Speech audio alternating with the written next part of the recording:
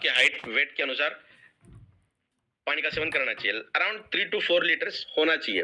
अभी क्योंकि विंटर है तो हम 1-1.5 लीटर के लगभग पानी पी रहे हैं। तो बहुत बार जो भूख है वो डिहाइड्रेशन की होती है, हाइड्रेशन के लिए रिक्वायरमेंट होती है, बट हम हाइड्रेशन के इंस्टेड हम खाना खा लेते हैं।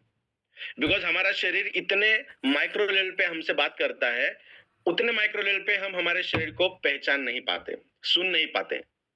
तो कभी कभार वो भी प्रयास करके देखिए, जब भूख लगे ना तो आधा एक गिलास पानी पी के देखिए। फिर भी 10-15 मिनट के बाद भूख लग रही है तो डेफिनेटली वो आपको खाने की रिक्वायरमेंट है। तो कहने का मतलब यह है कि ये प्रोडक्ट यूज करते हैं आप सुबह शाम आधा आधा चम्मच, तो आपके सेल की जो रिक्वायरमेंट है वो फुलफिल हो जाएगी। Let's check the health of our family. हमारे फैमिली की हेल्थ चेक करते हैं। अपेक्षा यह है कि हम में से कुछ लोगों के घर में या फिर सभी लोगों के घर में ये चीजें ना हो, बट दुर्भाग्यवश जो लाइफस्टाइल हमारी आज है, तो हम में से बहुत लोगों के घर में जो चीज हम अभी स्क्रीन के ऊपर दिखाएंगे, उनमें से बहुत सी चीजें आपके घर के अंदर हो सकती हैं। सबसे पहले स्ट्रेस्ड, अराउंड सभी लोगों को है किसी ना किसी चीज की। नेक्स्ट अर्थराइटिस, अगर हम 40 प्लस की बात करें तो ये कॉमनली दिखाई देता है, बट आज हमारी जो लाइफस्टाइल है, सेडेंटरी लाइफस्टाइल हम जिसे कहते हैं, एक अलग तरीके की स्टाइल हमने बना रखी है जिसे हम चाहकर भी चेंज नहीं कर सकते हैं। तो वहां पर भी हमें ये कम एज के दौरान भी ये दिखाई दे रहा है। टिंगलिंग, टिंगलिंग एक न्यूरोलॉजिकल डिसऑर्डर है।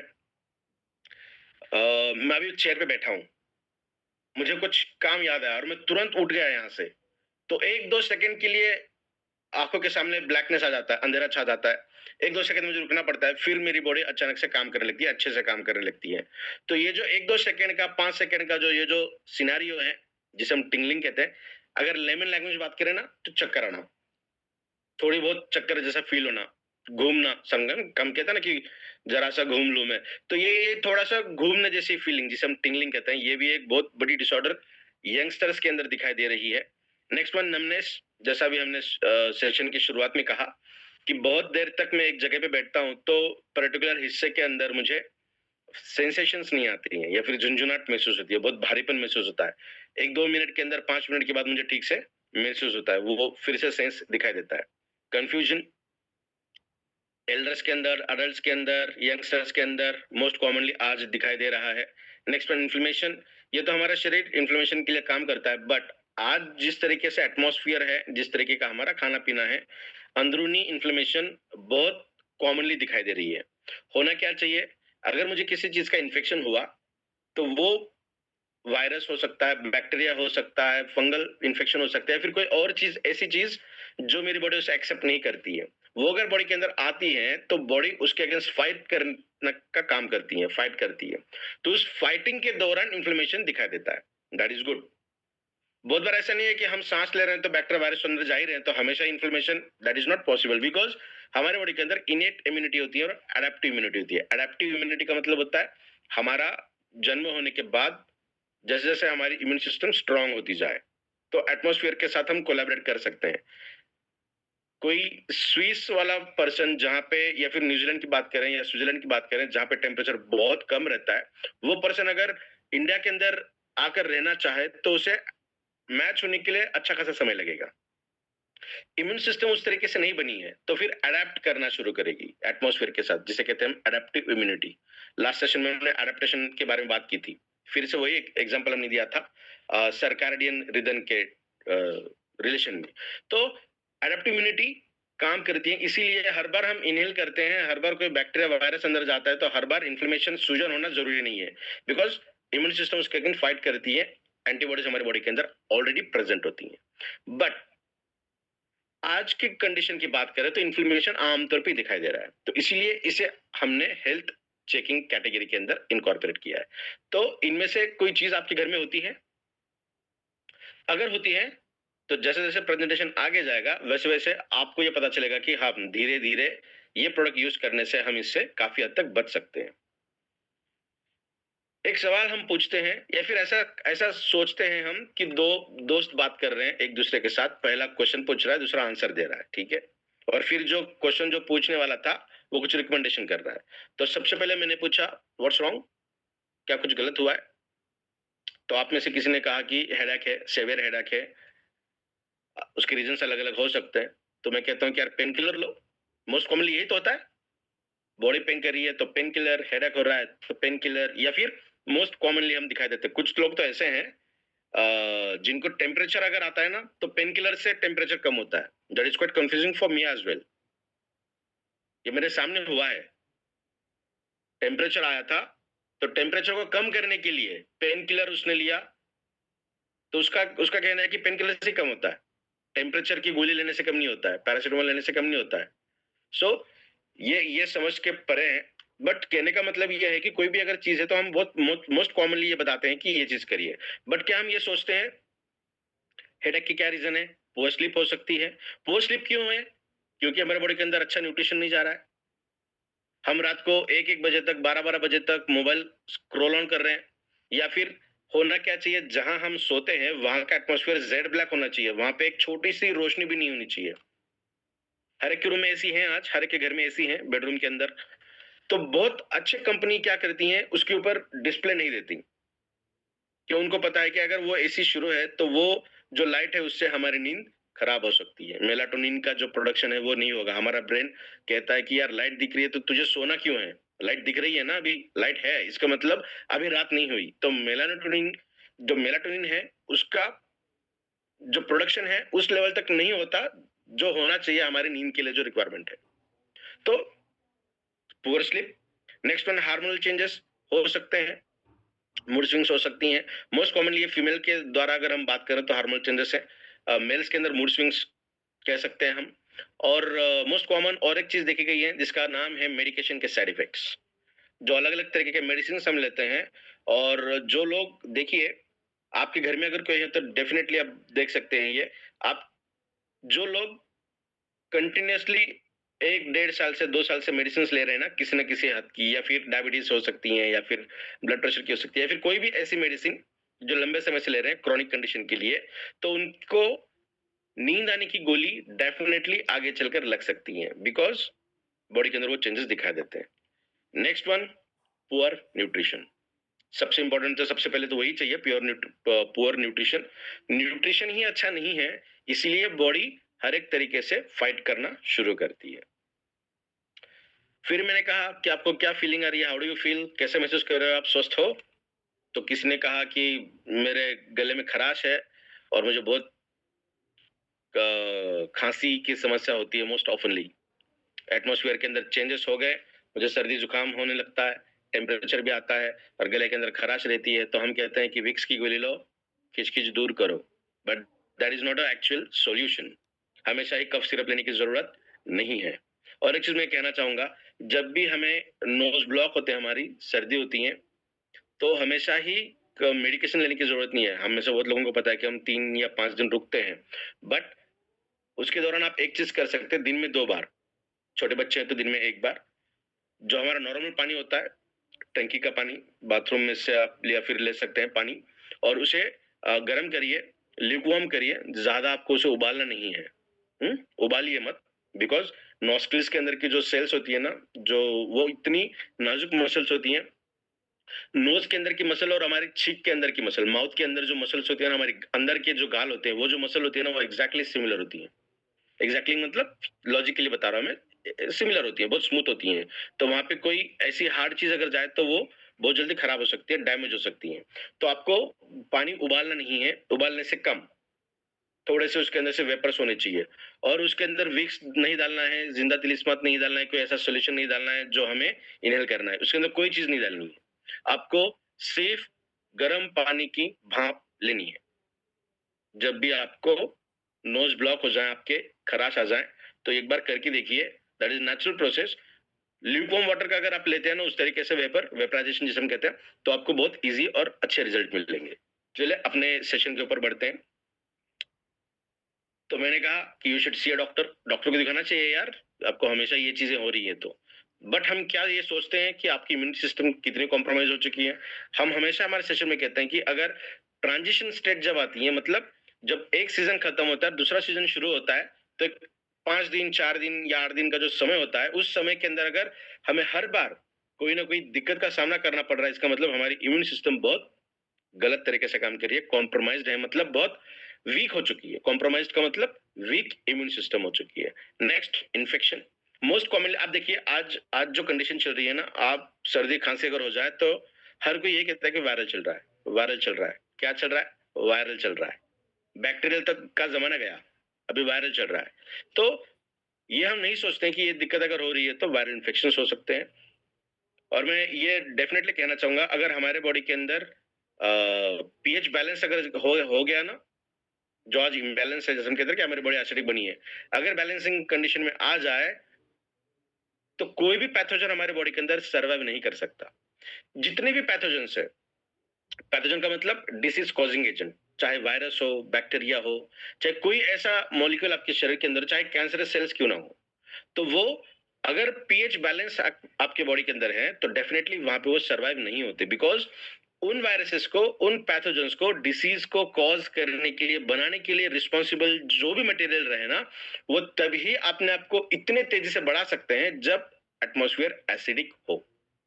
तो पिछले 10-15 साल, 20 साल का रिसर्च करिए, देखिए हमारे खाने पीने में कौन सी चीजें हैं जो 20 साल पहले नहीं थी, 20 साल में आई हैं, और हम किसके ऊपर ज्यादा डिपेंडेंट है।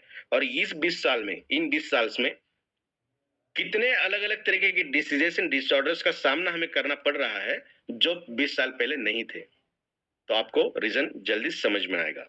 इसका मतलब हमारे आज के खाने पीने में एसिडिक कंडीशन ज्यादा है। नेक्स्ट वन, फिर से एक बार, मेडिकेशन के साइड इफेक्ट डेफिनेटली ये है। Last one, acid reflux. Metabolical syndrome बहुत लोगों का है, बहुत लोगों मतलब 90% लोगों को बोलूंगा तो भी चलेगा। मेटाबॉलिकल मतलब ब्लोटिंग होना, खट्टे डकारे आना, एब्जॉर्प्शन ठीक से ना होना, ये तमाम चीजें इसी के अंदर आती है। एसिड रिफ्लक्स होता क्या है? एसिड जो पेट के अंदर होना चाहिए वो रिफ्लक्स होता है, ऊपर आ जाता है, सीने तक आ जाता है, इसीलिए जलन होना या फिर वोमिटिंग होना, वो चीजें हमें दिखाई देती हैं। तो इसके ऊपर एक सेशन बहुत जल्दी हम लेने वाले हैं, यूट्यूब के ऊपर आप देख सकेंगे। एसिड रिफ्लक्स के ऊपर बहुत जल्दी एक वीडियो हम बनाएंगे जहां बहुत अच्छे से आपको समझ में आया what is actual acid reflux. तो लॉजिकली तो समझ में आया, एसिड तो होना चाहिए पेट में, बट आप ये भी करके देख सकते हैं, खाना खाने के आधे से घंटे को जब हम सोते हैं तो अगर हम हमारी राइट हैंड साइड पोजीशन पे अगर सो जाएं, करवट लेकर, राइट साइड में करवट लेकर अगर हम सोते हैं तो एसिडिक कंडीशन ऑटोमेटिकली ज्यादा बढ़ेगी। और अगर हम वही लेफ्ट हैंड साइड पे सो जाएं, लेफ्ट करवट लेकर अगर सोते हैं, तो एसिडिक कंडीशन में नहीं दिखाई देगी। राइट साइड में हमारा लीवर होता है, तो लीवर या फिर स्मॉल इंटेस्टाइन के ऊपर एसिड आने के चांसेस होते हैं। तो कभी भी जब भी आप सोते हैं तो लेफ्ट हैंड साइड करवट लेकर सो जाएं कुछ देर तक, ताकि आपका एसिड कंडीशन बैलेंसिंग मोड में रहे, वो ऊपर ना है। नेक्स्ट वन, फिर मैंने एक क्वेश्चन पूछा कि क्या गलत चल रहा है भैया, क्या हो रहा है? आप में से किसी ने कहा कि यार बहुत डिजी डिजी फील हो रहा है, थकावट महसूस हो रही है, और थकान इतनी है कि कहते हैं ना हम, यार टेम्परेचर आया, देख मुझे यार, अचानक से कहते हैं हम, यार थोड़ा सा बॉडी का टेम्परेचर बढ़ गया क्या, बुखार जैसा लग रहा है मुझे, फीवर जैसा लग रहा है। तो हम कहते हैं भैया आराम कर यार, घूम फिर मत, वीक है ना, सो जा। वीकनेस अगर सिर्फ सोने से खत्म होती तो बात ही क्या थी, है ना? बट हम ये नहीं सोचते कि शायद ब्लड प्रेशर में प्रॉब्लम हो, शायद डायबिटीज में हो, सबसे इंपॉर्टेंट रीजन है माइग्रेन, डिप्रेशन, एंजाइटी, स्ट्रेस, तमाम चीजें आएगी ये माइग्रेन के अंदर। और फिर से एक बार, मेडिकेशन के साइड इफेक्ट्स इसके अंदर हमें दिखाई देते हैं। तो ये जो चीजें हैं इसके ऊपर हमें सोचना बहुत जरूरी है। जितने भी चीजें मैं बता रहा हूँ ना आपको, जो डॉट डॉट में, ये प्रोडक्ट अगर आप यूज करना शुरू करोगे तो बेहतरीन तरीके के रिजल्ट हमें मिलने के चांसेस हैं।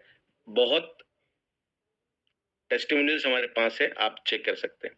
नेक्स्ट वन, फिर से मैंने पूछा what seems to be the problem, क्या दिक्कत लग रही है यार? कोई हाथ को पकड़ कर बैठा है, किसी ने कमर को पकड़ के बैठा है, इसका मतलब आर्थराइटिकल प्रॉब्लम्स दिखाई दे रही है।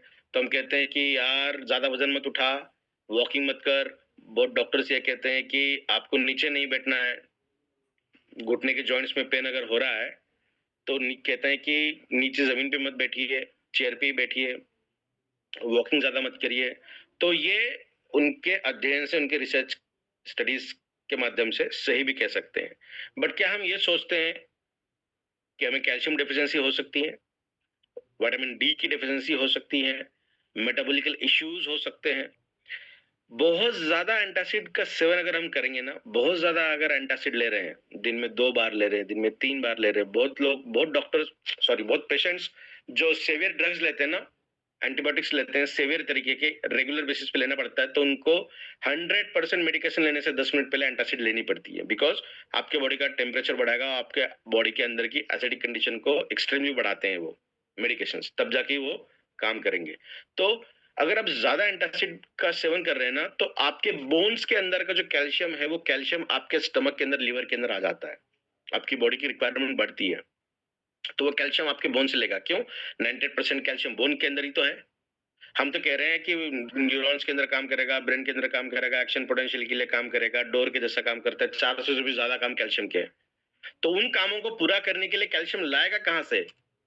तो कहां पे ज्यादा है? बोन्स के अंदर, तो बोन से लेगा। तो one of the reason why arthritis happen, rheumatoid arthritis आज के डेट में दिखाई देगा हमें, जो ठंड के दिन चल रहे हैं, तो लोगों को आर्थराइटिकल रिमेटॉइड के तकलीफ बहुत ज्यादा होगी। कहते हैं ना हम कि वात का दिखाई दे रहा है, उंगलियां वगैरह थोड़ी सी टेढ़ी होती हैं, फिर 1-2-5 मिनट के अंदर सीधी होती हैं। तो तमाम ये जो चीजें हैं ना, तो ये कहीं ना कहीं आर्थराइटिकल के कैटेगरी के अंदर आती हैं। तो ज्यादा एंटासिड का सेवन, हमने 2 बार बात किया है आज एंटासिड के बारे में, तो इसके ऊपर धीरे धीरे छोटे छोटे वीडियोस बनाते जाएंगे हम। मेटाबॉलिकल इश्यूज, मैं वह कह रहा था कि कैल्शियम की रिक्वायरमेंट बोन्स से आपकी बॉडी फुलफिल कर लेगी, तो वो कैल्शियम जब भी पेट के अंदर आएगा या फिर उसके ऊपर प्रोसेस की जाएगी, तो आर्थराइटिकल सिम्टम्स बढ़ेंगे। और जैसा हमने कहा कि एंटासिड का सेवन करके HCl को हम कम कर रहे हैं, तो मेटाबॉलिज्म तो वैसे भी नहीं होगा, बिकॉज हमारे जो भी फूड है, उस फूड को पचाने के लिए, उसे डाइजेस्ट करने के लिए HCl तो लगेगा ही। तो वो अगर उसकी मात्रा कम ज्यादा हो जाए, तो डेफिनेटली मेटाबॉलिज्म के अंदर दिक्कत दिखाई देगी। और 90% लोगों में आज मेटाबॉलिकल सिंड्रोम, मेटाबॉलिकल इश्यूज हैं, जिसे हम गट माइक्रोबायो कहेंगे। तो वो भी बहुत इंपॉर्टेंट है। लास्ट वन, मेडिकेशन के साइड इफेक्ट। मेडिकेशन के साइड इफेक्ट इतने हैं कि साइंस ने भी अभी पूरी तरीके से जान नहीं पाया कि मेडिकेशंस के क्या क्या साइड इफेक्ट दिखाई देंगे। Obesity, that is one of the major reason for the arthritis. Obesity भी बहुत भयंकर तरीके से काम करती है, बिकॉज हमारे बॉडी के अंदर लीवर, जैसा हम कहेंगे ना कि vitamin D is a fat soluble, vitamin D तो लगेगा ना हमें, हम विटामिन डी के सप्लीमेंट्स ले रहे हैं या फिर हमारी बॉडी बना रही है, तमाम चीजें, बट उसे डिसॉल्व करने के लिए, उसे एब्जॉर्ब करने के लिए, because ADEK, vitamin D is a fat soluble, तो आपके शरीर के अंदर फैट होना ही चाहिए। अगर फैट नहीं है तो विटामिन डी किसी भी तरीके से एब्जॉर्ब नहीं होगा, फंक्शनिंग में नहीं आएगा। तो ओबेस में क्या होगा? फैट तो बहुत ज्यादा है, फिर भी विटामिन डी काम नहीं कर रहा है। क्यों? क्योंकि वो जो फैट है, वो बैड कोलेस्ट्रॉल है, बैड फैट है, ट्रांस फैट है, जो हमारी बॉडी के अंदर अच्छे से काम नहीं करेगा। वो क्या करेगा? ब्लड वेसल्स के अंदर परत जमाएगा, उसकी डेंसिटी को कम करेगा, ब्लड के प्रेशर को बढ़ाएगा। तो इसीलिए ओबेस बहुत इंपॉर्टेंट रोल प्ले करेंगे आर्थराइटिस के अंदर। वजन कम करना बहुत जरूरी है। Next one, my stomach is paining, bloating, acidity, XYZ। तो वो भी तमाम चीजें आएंगी, इसके ऊपर अभी हमने बात की है। तो बहुत लोग ये भी कहेंगे कि यार कुछ चूरन खा लेना रोज रात को, तो इससे आप सुबह सुबह आपको बहुत इजी फील होगा, पूरा मोशन साफ हो जाएगा, तो आपको दिक्कत नहीं आएगी। बट रोज रोज अगर चूरन की आदत लग जाए, तो हमारा बॉडी उसी तरीके से काम करने लगेगा। कुछ लोग ये कहेंगे कि थोड़ा सा स्ट्रेचिंग कर लेना, उससे भी रिजल्ट अच्छे मिलेंगे। डेफिनेटली अच्छे रिजल्ट मिलते हैं, बट रेगुलर बेसिस पे ये इसके ऊपर डिपेंडेंट रहना नॉट अ सॉल्यूशन। तो हम ये नहीं सोचते कि विटामिन डी की, B12 की डिफिशियंसी हो, लो HCl फॉर्मेशन, उसके बारे में हमने बात की, तो अभी उसके बारे में बात नहीं करेंगे। मेटाबॉलिज्म के बारे में बात की हमने, ओबेसिटी के बारे में बात की, और मेडिकेशन के साइड इफेक्ट के बारे में बात की। तो ये तमाम रीजंस हो सकते हैं कि आपके बॉडी के अंदर ब्लोटिंग, एसिडिटी, अनडाइजेशन, या फिर खट्टे डकारे आना, पेट का फूलना, गैसेस, तमाम चीज इसके अंदर आ जाएंगी। तो ये सोचना जरूरी है आपको। Next one, I have rashes, skin related problems है, तो हम कहेंगे you should avoid scratching it, use some anti itching cream. हम कहेंगे कि यार उसे खुजाइए मत, खुजाने से इन्फेक्शन बढ़ेगा। बहुत लोगों को अंदर ना वो एक दिक्कत होती है। आप डेफिनेटली एक बार सोचना कि जब भी आपके, स्पेशली आपके घुटनों से नीचे पैर को अगर बहुत ज्यादा खुजली होती है, और आप आपके बेयर हैंड से अगर खुजाते हो, तो वो इन्फेक्शन बढ़ेगा, वो कम नहीं होगा, बिकॉज हमारे नेल्स के अंदर वो बैक्टीरिया छुपे हुए रहते हैं कि वो इन्फेक्शन को बढ़ाते हैं। आपके स्किन को इरिटेट करेंगे, आपके स्किन की जो पोर्शन है ना उसे डिहाइड्रेट करेंगे, इतना हार्ड करेंगे ना उसको, अगर आप कुछ दिनों के बाद देखेंगे तो यूं अगर आप उसे निकालोगे तो वो स्किन निकल के आ जाएगी।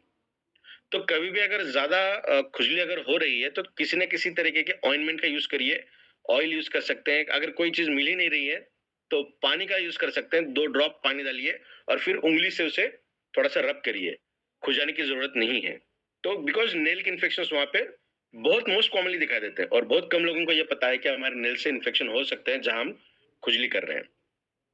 तो खैर, इसके कुछ रीजंस हो सकते हैं, जैसे कि इन्फेक्शन, सोराइसिस हो सकता है, विटामिन बी 12 की डिफिशियंसी हो सकती है। विटामिन बी 12 स्किन के लिए भी इसेंशियल रोल प्ले करता है। यूट्यूब के ऊपर जाइए, 1 मिनट का शॉर्ट है, उसके ऊपर हमने बात की है कि हाउ विटामिन बी 12 स्किन के लिए काम करता है।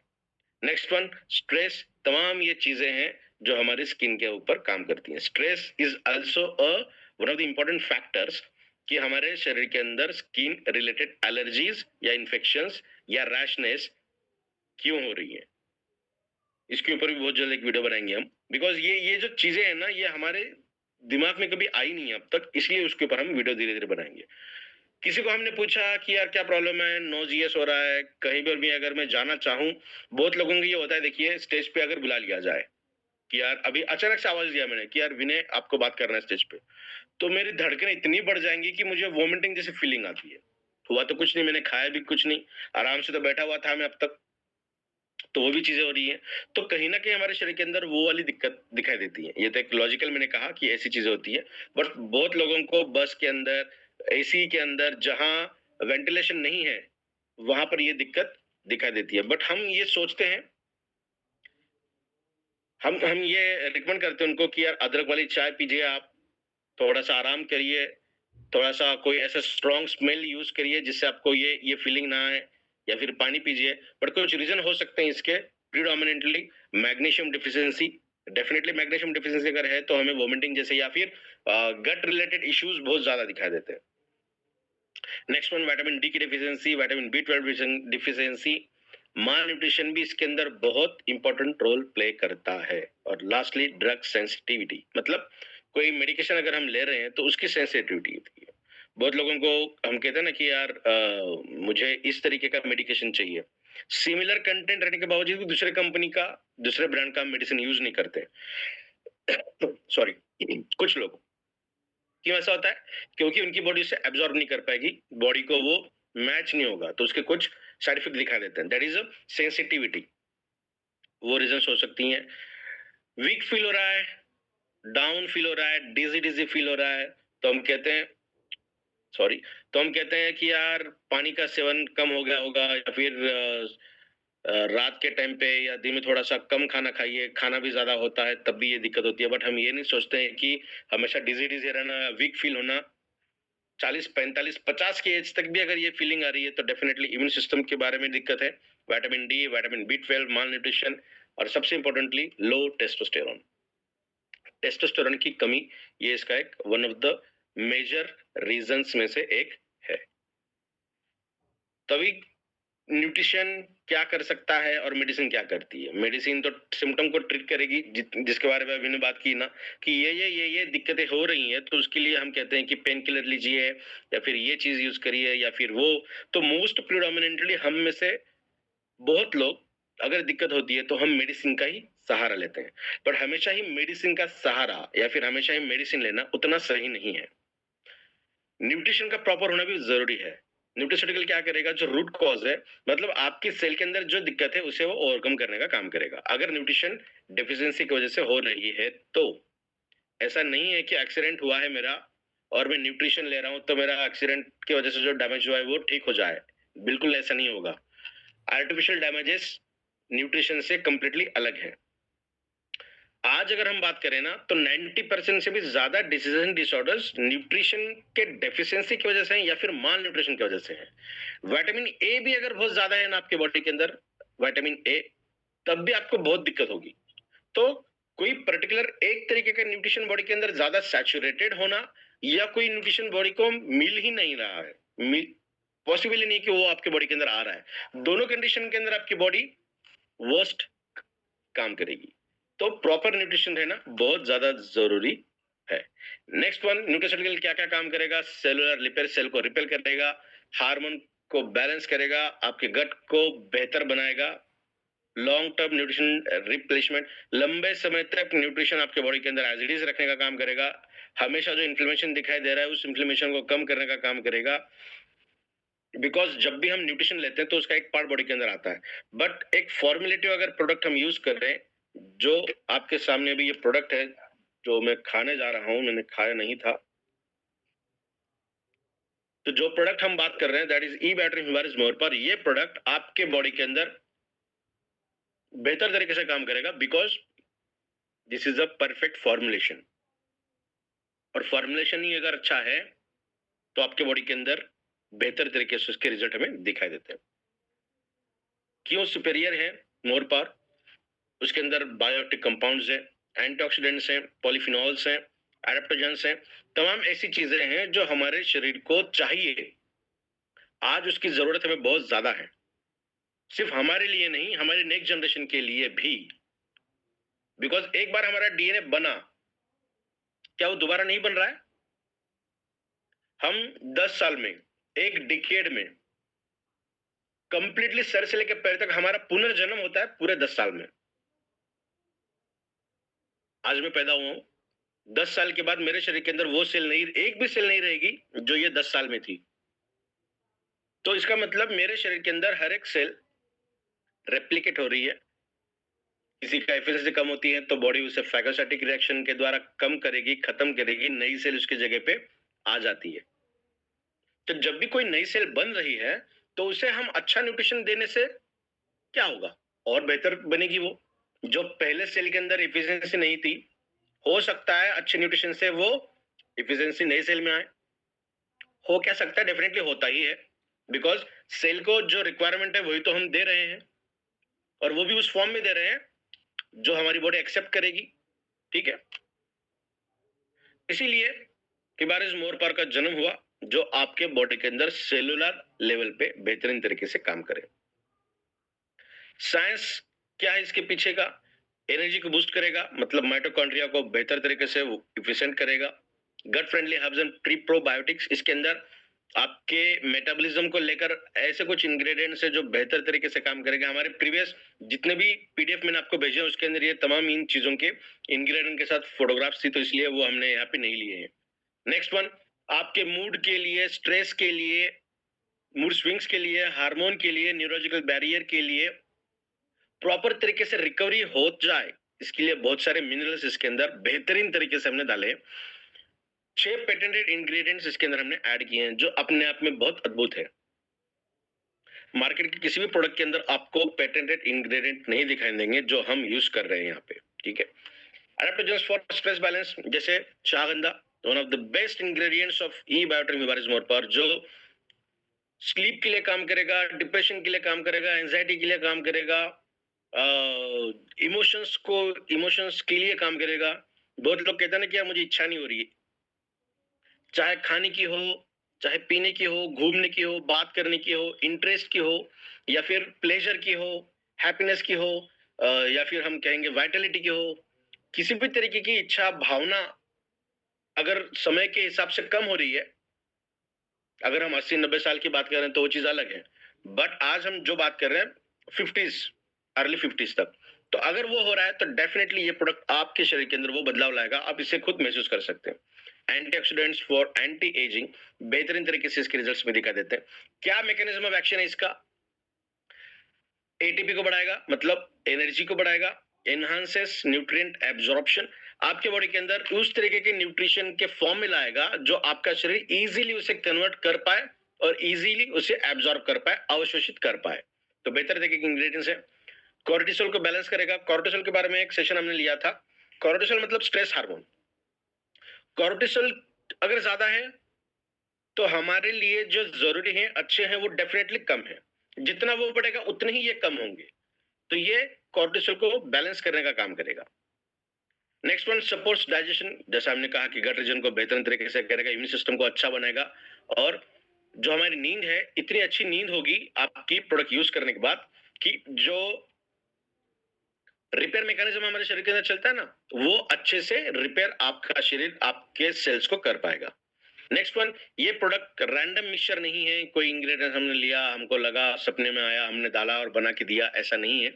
इसके पीछे बहुत बड़ा रिसर्च, बहुत स्टडी है हमारी, बेहतरीन तरीके के इंग्रेडिएंट्स, हर एक इंग्रेडिएंट के ऊपर दुनिया में हजारों तरीके के रिसर्च आर्टिकल्स ऑलरेडी प्रेजेंट हैं। हमने सिर्फ अच्छे तरीके से फॉर्मुलेट किया, हमारे शरीर को इजीली एब्जॉर्बेबल फॉर्म में किस तरीके से बना सकते हैं, उसके ऊपर हमने काम करके ये प्रोडक्ट आपके सामने लाया है, जो बेहतर तरीके से आपको एक नेक्स्ट लेवल पर लेकर जाएगा। अगर रेगुलर बेसिस पे हम ले रहे हैं, डेली ले रहे हैं, तो क्या क्या हो सकता है? एनर्जी लॉन्गर ड्यूरेशन तक रहेगी, डाइजेशन अच्छा होगा, एसिडिटी की तकलीफ नहीं होगी, एसिड तो बॉडी के अंदर डेफिनेटली रहेगा ही, बट एसिडिटी की तकलीफ नहीं होगी, स्लीप बहुत अच्छी होगी। बहुत लोग नींद की गोलियां लेते हैं, नींद की गोली छूट जाएगी अगर आप प्रोडक्ट रेगुलर बेसिस पे यूज कर रहे हो। तो again, body to body results vary हो सकते हैं। नेक्स्ट वन, स्ट्रेस को कम करेगा, न्यूरोलॉजिकल बैरियर के अंदर भी बहुत लाजवाब तरीके से काम करता है, इम्यूनिटी को स्ट्रॉन्ग करेगा, क्लैरिटी, फोकस, बॉडी लैंग्वेज, उसके बाद क्या कहेंगे हम, तमाम वो चीजें जो हमें एग्रेसिव तरीके से आगे लेके जाती हैं, पॉजिटिविटी के तहत, कॉन्फिडेंट के जैसा, उसे बढ़ाने का काम करेगा। और ओवरऑल आपको ये फीलिंग आएगी कि यार मेरा शरीर, मेरा मन कुछ अलग तरीके से काम करने लगा है, जो मुझे अच्छा लग रहा है। ये फीलिंग आपको डेफिनेटली होगी जब आप प्रोडक्ट यूज करोगे। अभी बात करेंगे फिर से एक बार, let's check the health of our family. अब तक तो हमने प्रेजेंटेशन को शुरू किया था, खत्म की तरफ हम बढ़ रहे हैं। जो पहला स्लाइड हमने लिया था कि जहां हम अलग अलग तरीके की डिसीज एंड डिसऑर्डर्स के बारे में बात कर रहे थे, वो तो अब तक के प्रेजेंटेशन के अंदर हमको ये पता चला होगा कि डेफिनेटली इससे हम निजात पा सकते हैं with the help of proper nutrition. और क्या क्या कर सकता है? एजिंग, एजिंग मतलब ऐसा नहीं है कि 80 साल के पर्सन को प्रोडक्ट दें तो वो रिवर्स एजिंग हो जाएगा, डेफिनेटली नॉट। बट नेचर के हिसाब से 80 साल में जैसी बॉडी होनी चाहिए उस तरीके से ये बना के रखेगा। आज दुर्भाग्यवश हमारा जो बीएमआई है ना, मेरी एज 36 है, बट मेरा बीएमआई 50 साल के जैसा है, मेरी एज 40 है, मेरा बीएमआई 60 साल के जैसा है, तो उसे वो रिवर्स करेगा। इसका मतलब आपकी एजिंग के ऊपर ये बहुत बेहतरीन तरीके से काम करेगा।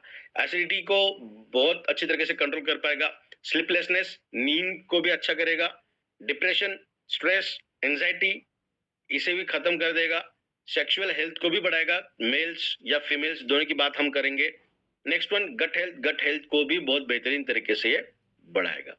तो कहने का मतलब जितना अभी हमने देखा था उसे छोड़ते हुए ये भी चीज इसके अंदर है कि बहुत बेहतरीन तरीके से हमें इसके रिजल्ट्स दिखाई देंगे। So thank you so much, आपने आज जो सेवा का मौका मुझे दिया है, specially Vivek sir, Prateek sir and Sagar sir, आपको भी थैंक यू सो मच, जो प्रेजेंटेशन करने का सेवा आप सभी लोगों ने दिया है उसके लिए। इसे कोड के साथ इस प्रेजेंटेशन को खत्म करेंगे हम। आपकी शरीर की बैटरी धीरे धीरे कम होने लगी है, इतनी तेजी से जितने समय में चार्जिंग होती है उससे आधे समय में तो ये ड्रेन आउट हो रही है। इसका मतलब हमें अच्छा न्यूट्रिशन, प्रॉपर न्यूट्रिशन लेना बहुत ज्यादा जरूरी है। So thank you so much once again and over to you sir. Thank you Vinay sir, thank you very much. और दोस्तों, आज यहाँ पर हम लोगों ने देखा कि हमारी लाइफ से जुड़े हुए जितनी भी बेसिक चीजें हैं, उन चीजों के रीजन और उनको लेकर के हमें डूज और डोंट्स, जो हमेशा हम सुनते हैं लेकिन कभी भी फॉलो नहीं करते, वो विनय जी ने हमको बहुत अच्छे से बताए। और मैं यही चाहूंगा कि ये बेसिक जानकारी हमें इस प्रोडक्ट को प्रमोट करने में और इस प्रोडक्ट को यूज करने में बहुत बड़ा रोल प्ले करेगी। तो एक बार फिर से विनय सर को बहुत बहुत धन्यवाद एंटायर ई बायोटोरियम फैमिली की तरफ से कि वो भी इसके पार्ट है, लेकिन आज उन्होंने जो नॉलेज सेशन हमारे साथ में दिया, ये हमें वाकई में इस प्रोडक्ट को आगे लोगों को अच्छी तरीके से बताने में काम आएगा। और सभी को रिक्वेस्ट करूंगा कि इतने सारे लोग जो यहाँ पर आज इस सेशन को सुन रहे हैं, जो नए लोग हैं, डेफिनेटली वो प्रोडक्ट के बारे में अपना डिसीजन लें, और जो लोग ऑलरेडी एसोसिएटेड हैं वो इस प्रोडक्ट के बारे में लोगों को जरूर अवेयर करें। Thank you very much to all of you. कल रात को 9 बजे एक नए सेशन के साथ, नए टॉपिक के साथ आपके बीच फिर उपस्थित होंगे। और हम सभी की तरफ से एक बार फिर विनय सर को बहुत बहुत धन्यवाद। Thank you sir.